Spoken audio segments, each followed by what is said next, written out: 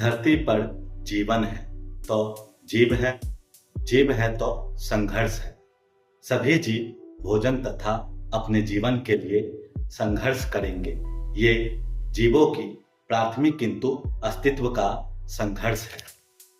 कहा जाता है कि मानव इन्हीं जीवों में ईश्वर की सबसे सुंदर रचना है, क्योंकि इनमें सोचने, समझने, करने और आत्मचिंतन की शक्ति अन्य जीवों के तुलना में अधिक है। इन्हीं शक्तियों के कारण हमने अस्तित्व को नाम दिए, पहचान दिए। हम मनुष्यों में मन की शक्ति अधिक सक्रिय है। शुरुआती दौर में यह हमारे लिए वरदान साबित हुआ। हमने बंजारा होकर जीवन की यात्रा शुरू करके आग खोजे, पहिए खोजे, भाषा बनाए, खेती-बाड़ी किए, परिवार बसाए, समाज बनाए, संस्कृति बनाए, नियम बनाए और विज्ञान आदि से विकास किए। प्राचीन समय में मन के पास चीजों के इतने सारे बाजार नहीं थे, इसलिए विकल्प का अभाव था। पहले का मन संतोष के सहारे लंगड़ाकर ही सही किंतु सुखी था। मन सपने कम देखा करता था, क्योंकि विकल्प कम था, इसलिए नींद गहरी होती थी और तनाव कम होता था। अब का मन मॉडर्न या आधुनिक हो गया है। इसके पास इतने विकल्प है कि यह चुनाव के उलझन से ही प्रतिदिन नए नए लक्ष्य बनाए जा रहा है। ये सपने पहले से ज्यादा देखने लगा है।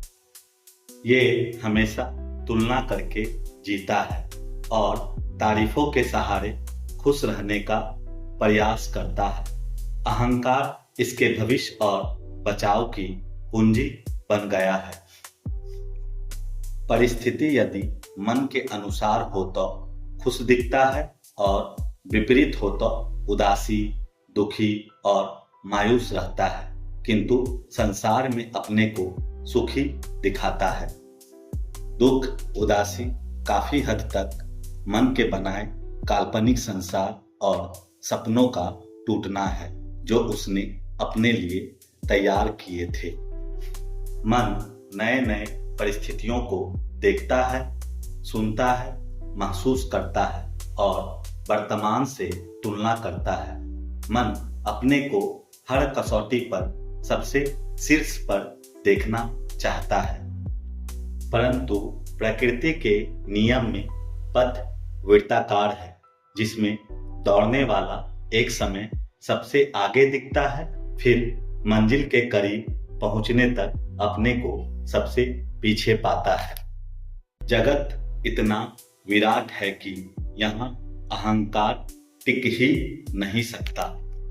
इस वीडियो का सार भाव यह है कि हमारे जीवन के ज्यादातर दुख, उदासी मन के उलझनों की उपज है, जो हमारे जीवन को हर क्षण प्रभावित करती है। इसलिए अपने मन को जाने, इसके विचारों का परीक्षण करें, ताकि जीवन खुशहाल और तनाव रहित बन सके।